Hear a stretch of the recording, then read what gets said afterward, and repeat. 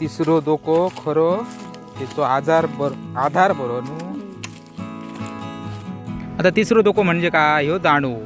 नमस्कार मित्रांनो, पुन्हा एकदा मिनी ब्लॉगमध्ये तुमचं स्वागत असा। तर मित्रांनो, जुनी जाणती माणसांना अशासाठी जबाब होय। जुन्यो गजाली जो काय सांगतात ना, बाबा आजोबांच्यो गजाली ना एकच नंबर असते। सामारा गेलो कड हो का भियत पाय घाली या चिखलातून बाहेर पडा निले बऱ्या पाण्याकडे। आजोबांच्यो गजाली काही सोपा नसलेले। किती वाजले? 12:30 वाजले केव्हा धांग इल्लू। हो,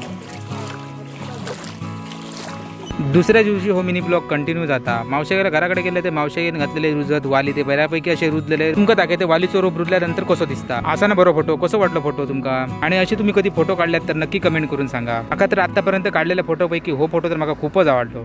दिवस दुसरं होतो ना, आता म्हटलं दुसऱ्या रुटान खैतरी फिराया म्हणून गेले देवळा हारल्या बाजू तर सात्री मंदिराकडे हैसर मस्तपैकी कोणीतरी वायंगांची शेती केली ती तर बघूनच खूपच भारी वाटावात। आणि सगळं तरव बिरवं लावच्या तयारीत होते।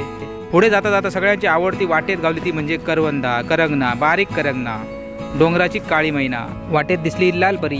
त्या लालपरीक बाय बाय करते म्हणा सर वाटेत जाता जाता दुसरी लालपरी पण दिसली। आम्ही रस्त्यात दुसऱ्या बाजून चला होतो कारण ह्यासाठी होती भरपूरशी सावळी। बाबा आजोबा म्हणतात कशी आहेत या जंगलात गावला काहीच सोड नाही ना। मी म्हटले बाबांनो तुम्ही ह्या सांगतात असं म्हणता बघले पुन्हा एकदा वांगणी शेती।